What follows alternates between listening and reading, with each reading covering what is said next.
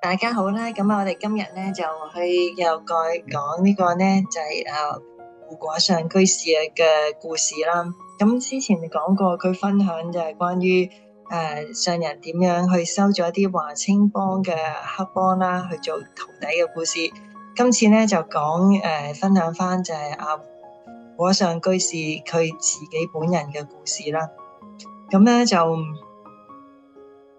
講翻啦，咁佢分享咧就係佢喺跟師傅即係上人嘅時候咧，因為佢係好多時都係上人嘅身邊幫助上人嘅。咁嗰陣時咧就話有好多其實啲美國人想即係好多時都問上人問題啦，咁佢係做翻譯啦。咁佢成日咧都聽到上人對佢哋就用一句英文嘅話咧，就鼓勵佢哋就係 try your best， 就係做到你最好啦。咁所以咧，由於佢成日咧都聽呢句話，咁佢覺得咧自己都俾佢有好深嘅印象啦。覺得佢每一件事咧，其實都應該盡力去做啦。亦都遇到困境嘅時候咧，呢句説話都成為佢一個好重要嘅支持啦。幫助佢改惡向善啦。咁咧果上居士咧就分享啦，咁佢本身自己15歲就去咗美國啦，咁基本上咧就好西化嘅，咁大學畢業之後咧就結咗婚啦，咁由於丈夫係醫生嚟嘅，咁所以咧家境都非常之唔錯，咁唔使做嘢啦，淨係照顧2個細路啦，咁平日嘅活動咧就係唱歌跳舞啊、打牌啊、飲酒啦，咁神魂顛倒啦，咁直到佢過咗一種咁嘅生活，直到1969年咧，佢父親去世啦。咁佢嗰陣時咧，呢個事件咧，就令到佢開始去諗人生究竟一啲好重要嘅終極問題，就係佢父親死咗之後，佢靈魂去咗邊咧？另外就係究竟呢個就係我哋最基本嘅問題，究竟我哋為咩嚟到呢個世界咧？我死咗之後又要去邊咧？咁呢類嘅問題，當時佢就開始諗啦。咁因為美國主要都係基督教，但係咧佢覺得喺基督教入面咧，其實揾唔到佢想要嘅答案啦。咁於是咧佢開始想了解佛教，因為佢覺得佛教道理咧比較深奧啦。但係咧喺當時咧其實南加州佢嗰陣時喺洛杉磯，基本上咧就冇佛寺，而佢自己嘅生活圈子入面咧，亦連一個佛教徒都冇。就跟住咧，但係咧，佢自己開始去了解佛教啦。當佢第一次咧聽到佛法嘅時候咧，心入面咧就覺得非常之開心。因為咧佢覺得如果因為咧佛教講每一個人都可以成佛，佢覺得呢個真係太好。因為我哋本身都係一體啦，萬物都係一體，即係因為我哋嘅無明啦，將我哋再加埋貪嗔痴啦，令到我哋喺六道輪迴入面咧就轉嚟轉去啦，受盡苦啦。咁但係咧佢亦都好有慧根嘅，即係佢都覺得自己其實學佛法係需要一個師傅，但係咧佢嗰陣時唔知上人其實就喺三藩市啦。而佢識嘅朋友咧介紹咗佢咧去皈依廣欽老和尚啦，即係台灣嘅。嗰陣時佢係1976年皈依。當佢皈依完廣欽老和尚，翻到美國之後咧，有朋友同佢講，其實喺三藩市就已經有個高僧就係上人啦。跟住咧佢先至咧發現其實遠在天邊，近在眼前，就喺佢上人，其實就喺佢附近。於是咧佢咧就決定咧就要去皈依上人啦。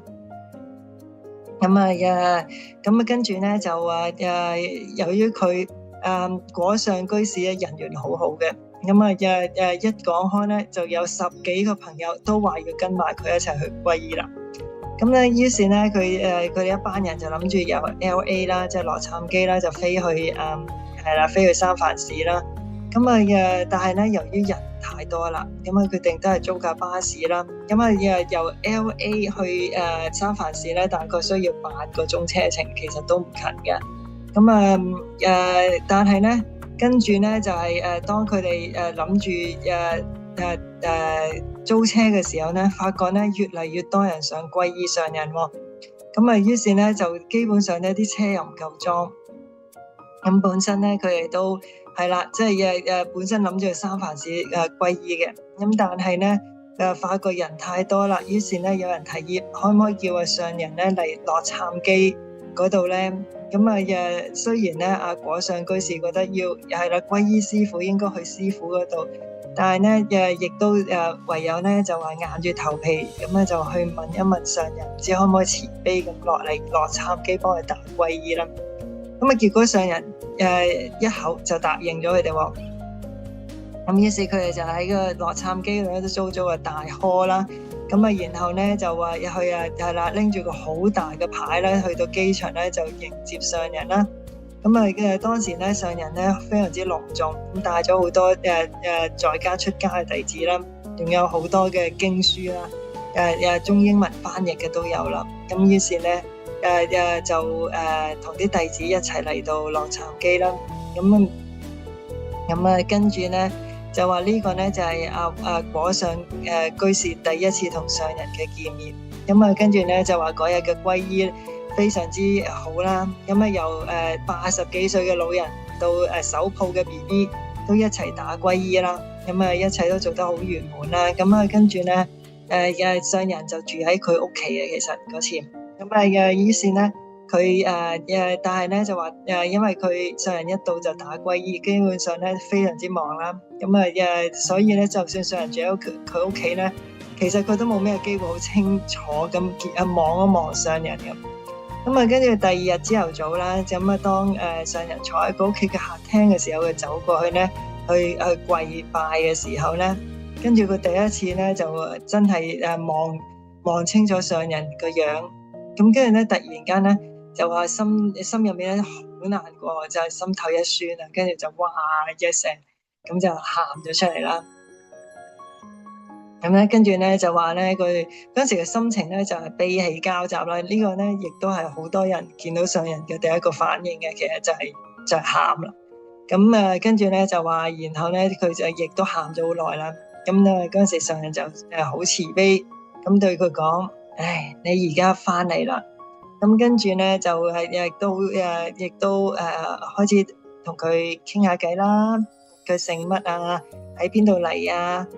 跟住咧就話你係啦，你爸爸叫咩名啊？嗰啲。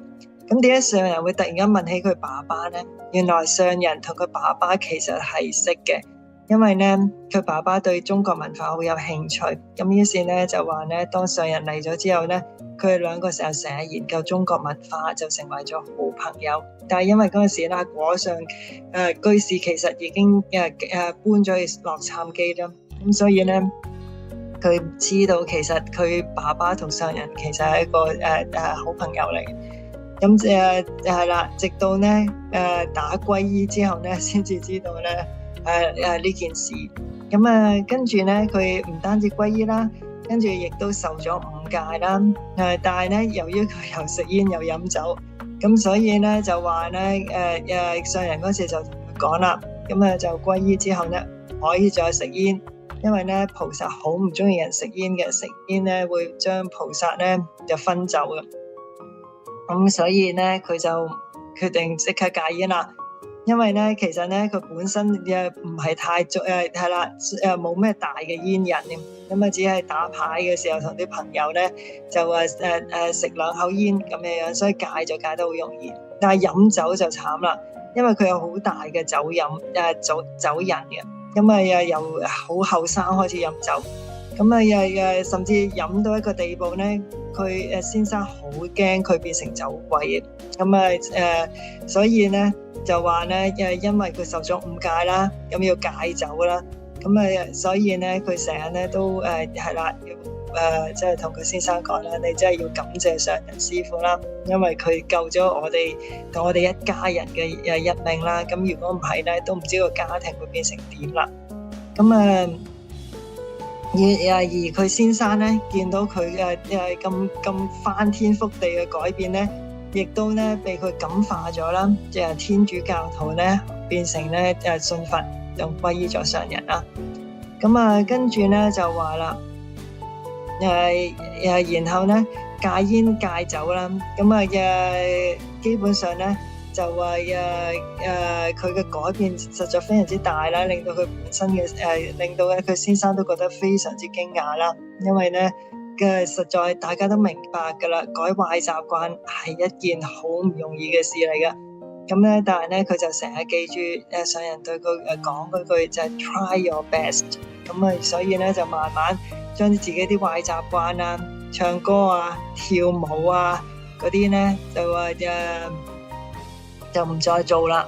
咁啊慢慢地咧就話咧嗰啲豬朋狗友咧都唔見啦，而佢身邊好多朋友咧亦都俾佢感化咗，變成佛教徒。咁啊同埋咧有唔少咧都開始食素。咁啊又講翻咧就話咧食齋呢樣嘢啦。咁咧就話算咧佢其實食齋咧對於佢嚟講係好困難嘅，因為咧佢對食肉嗰種嘅慾望好強。咁咧甚至嗰陣時去萬佛城咧，其實佢成日即係偷偷地咧就揸車出去偷食雞嘅。咁啊於是咧一路都冇食齋。咁啊直到咩事件咧？就直到咧上人嗰時買咗個舊教堂咧，就準備裝修嚟做道場。咁啊之前講過啦，佢上人收咗啲華清幫嘅黑幫啦做弟子啦。咁啊於是咧就話當啲黑幫咧佢慢慢改邪歸正咧，咁亦都幫上人做事嘅。咁其中咧包括幫上人咧就話建萬佛城嘅山門啊，而呢個舊教堂嘅裝修咧，亦都有華清幫咧有好多嗰啲弟子嚟幫忙做。咁啊跟住咧就當時咧佢就負責送飯去俾佢哋食，跟住咧就發現咗，咦，連啲以前舊嘅黑幫其實而家都變咗食素。咁咧，跟住咧，佢就覺得咧，自己心入面咧就好慚愧，覺得咧，連啲咁後生、啱啱皈依上人嘅黑幫都食素，而佢呢個大姐係啦，跟咗上人咁多年，竟然都食唔到素，於是咧就覺得咧自己好唔安樂啦。咁有一天夜晚，佢就發咗個噩夢啦。佢唔知係自己或者觀世音菩薩同佢講：你食夠未啊？咁樣。咁於是咧，佢咧就話咧嚇咗一跳，就即刻走咗去屋企嘅佛堂入面跪咗喺度求菩薩。咁咧跟住咧佢就話啦，因為佢一路咧其實好少咧就向菩薩求一樣嘢嘅，就算身體唔好啊，有咩痛啊，佢都覺得自己嘅業障，覺得應該自己受咗佢嘅，受苦了苦啦。咁但係咧，佢今次咧就話真係好誠心咁求觀音菩薩，就幫佢咧發心食素啦。咁跟住咧就第二日就即刻就話俾佢先生聽，話我從今以後都要食素啦。咁於是咧，佢先生咧嗰陣時仲同佢喺度講笑：你今日食素嘛？咁咧，但係咧呢個咧就係嗰陣時咧。就係金輪寺開光嘅人，咁從此咧佢就變咗食長素啦。咁咧個改變真係不可思議嘅。咁佢都講啦，佢基本上咧從嗰次之後咧，佢每日就喺屋企辦萬佛懺啦。咁希望懺咗自己以前啲罪業啊，改一改佢嘅即係佢嘅壞脾氣咯。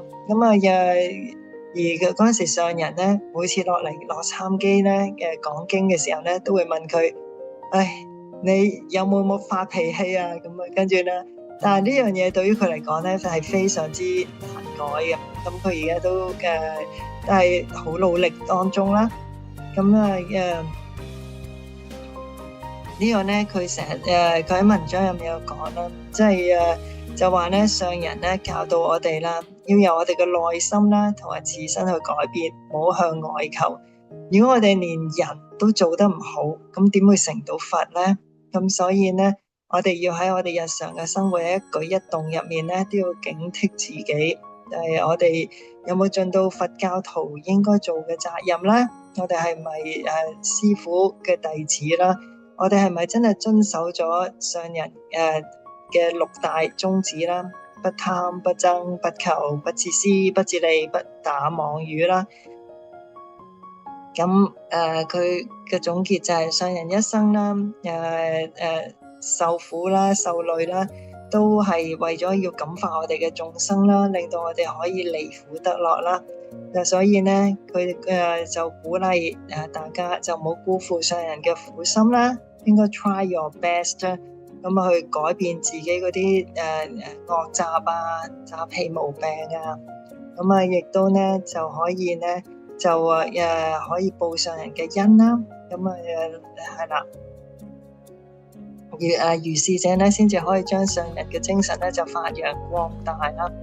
咁呢個呢，其實呢，我覺得個故事呢係非常之有同感嘅。咁呢個呢，就係我自己都分享翻呢，就係其實當我當初信佛嘅時候呢，咁基本上呢，我講到脾氣呢樣嘢，咁我個脾氣呢就真係壞到無倫嘅。基本上呢，嗰陣時成家人呢都覺得呢我嘅脾氣係最差嘅。咁每日呢都要不停嘅，每日都基本上呢日日都發脾氣嘅。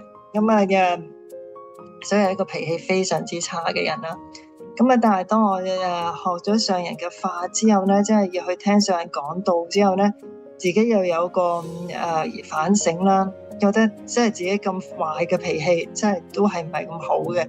咁當然啦，以前都試過用唔同嘅方法啦，用唔同嘅方法去改變啦。但係呢，當我信佛之後同埋呢聽咗上人嘅話之後呢，咁我就有一日呢就發願，就同上人講咧，我以後都唔再發脾氣啦。咁我就決定咗將啲脾氣就布施咗俾上人師父啦。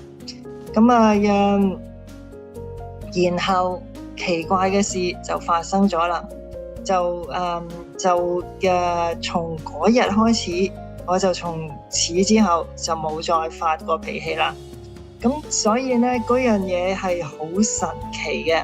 咁但係呢，真係好難去解釋嘅，就係從此之後就唔知點解就每個人就由好大脾氣都變成完全冇脾氣啦。咁甚至呢係呢個改變呢，係甚至我嘅家人呢都覺得難以置信嘅。咁呢個嘅後果呢，就係即係原來你個人冇咗脾氣，就真係可以呢個人就變咗第二個人啦。咁亦都可以真係呢感化自己嘅家人咯。咁以至呢，我媽咪後來呢，即係受到我嘅影響啦，咁都願意歸依上人啦。咁另外呢，我細佬呢，其實都從來係原本係唔信佛㗎。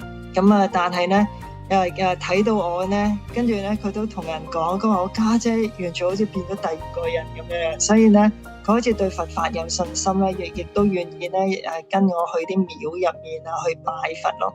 咁所以呢，我就即係想分享就係其實改變真係要由我哋自己即係內在嘅開始改變。而當你個人改變，你就會發覺你身邊嘅人呢，隨住你俾你感化呢，其實佢哋都會改變咯。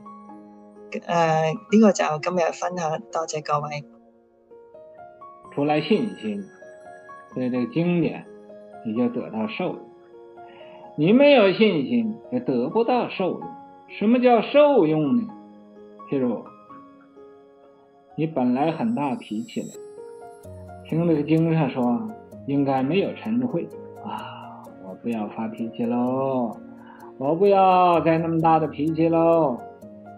自己也不知道這脾氣哪一天它就跑了，沒有了。